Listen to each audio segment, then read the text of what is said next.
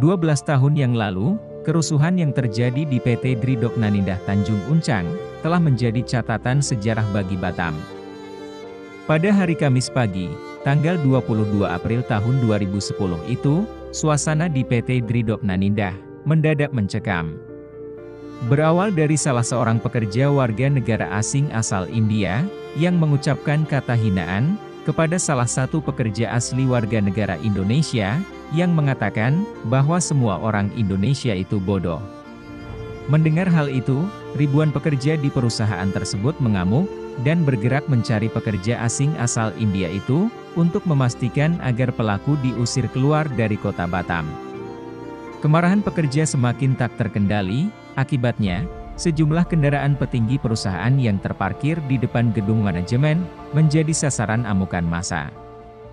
Tidak sampai di situ, semua fasilitas yang ada di dalam kawasan perusahaan termasuk gudang, dirusak dan dibakar massa.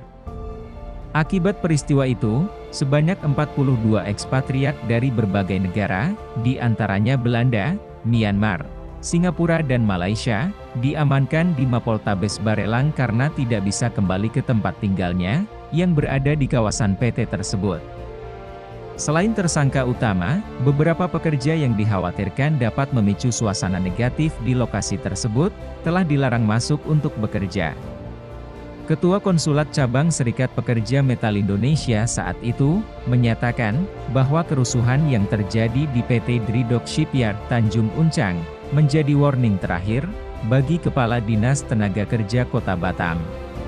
Ia juga mengatakan, bahwa kerusuhan tersebut, merupakan akumulasi dari kejadian-kejadian tidak wajar, yang terjadi di beberapa perusahaan di Tanjung Uncang, seperti penempatan tenaga kerja yang kurang tepat.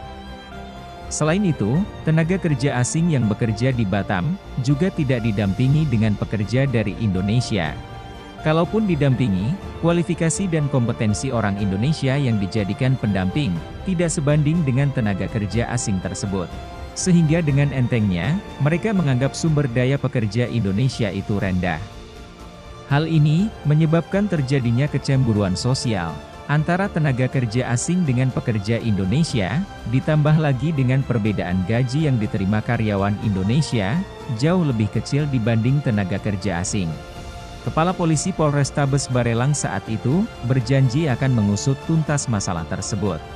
Dan pekerja asal India bernama Gesa Prabahara yang dianggap menjadi pemicu kerusuhan, langsung ditetapkan sebagai tersangka. Akibat ucapan yang memicu kegaduhan tersebut, tersangka dikenakan pasal penghinaan, karena menyampaikan perkataan menghina kepada sesama, sehingga menimbulkan kemarahan pada sesama pekerja.